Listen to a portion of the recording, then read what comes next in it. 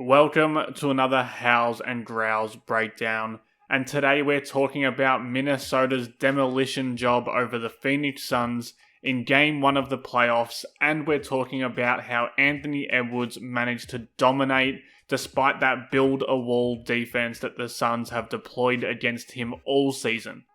My biggest concern heading into this series for Minnesota was whether their elite defense would hold up against Phoenix's matchup problems, and they passed that test with flying colours, but second on that list was whether Edwards could blend playmaking and scoring and do it against a defense that was hell-bent on taking him out of the game. Again, we got an answer to that question and it was a resounding yes. And it's because the Suns are playing him like this that it was even a question in the first place. He's got his man, and then he's got two gap helpers on either side that are forming that wall, and they're not just sitting, they're charging into these double teams and forcing him into the help, and even if he manages to break that, they're shrinking the floor everywhere, and you can see how that can force him to play into a crowd and fall into a turnover trap.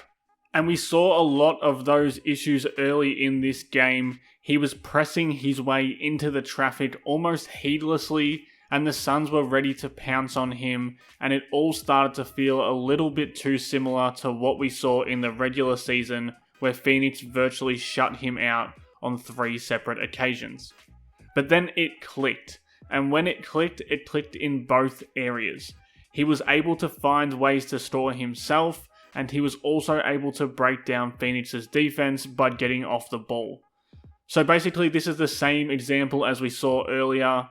Booker comes hard at him here on the trap, so that kind of takes away one side of the floor and forces him into the crowd, and when he does go, he's got Durant digging in here off the strong side corner. But he's one beat earlier on the read this time, the screen is exceptional here, and it's a simple pass to Alexander Walker in the corner, who makes Phoenix pay. So the key part there is the simplicity. It doesn't have to be that game-breaking kind of playmaking read when the defense is already compromising itself to stop one player. As long as Edwards is quick with his decisions, it's always going to be better even if the result isn't always perfect. Again, they're pressuring and hedging on the ball screen, and you see Eric Gordon is shifted all the way over here in really strong gap help. So Edwards kind of lures him in, makes that easy look to the shooter one pass away, and it's simple enough, but it's Edwards taking what the defense is giving him, and Minnesota has those shooters to punish this scheme. And once that indecision is planted in the defense's mind, that's when the easier buckets can start to come. Now when he's coming up the floor, Phoenix is more hesitant to heavy help off those shooters. Instead of doubling off the strong side corner this time, Durant is going to drop back with Naz Reid into the corner. Now Edwards can play two-man game with Cat, and when he catches this late pass, Beal is stuck here between low man help and staying connected to Alexander Walker, who we know is going to knock down those corner threes. All of a sudden that wall defense is sliced apart with one cut and one pass. And I loved when he was able to get off the ball and score himself all in one possession.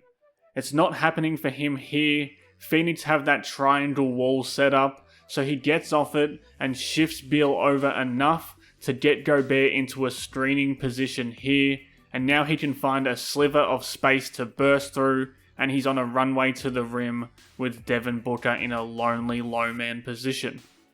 It's just a lot harder for Phoenix to build that wall when the ball is popping around, and Minnesota did a great job of re-feeding Edwards quickly.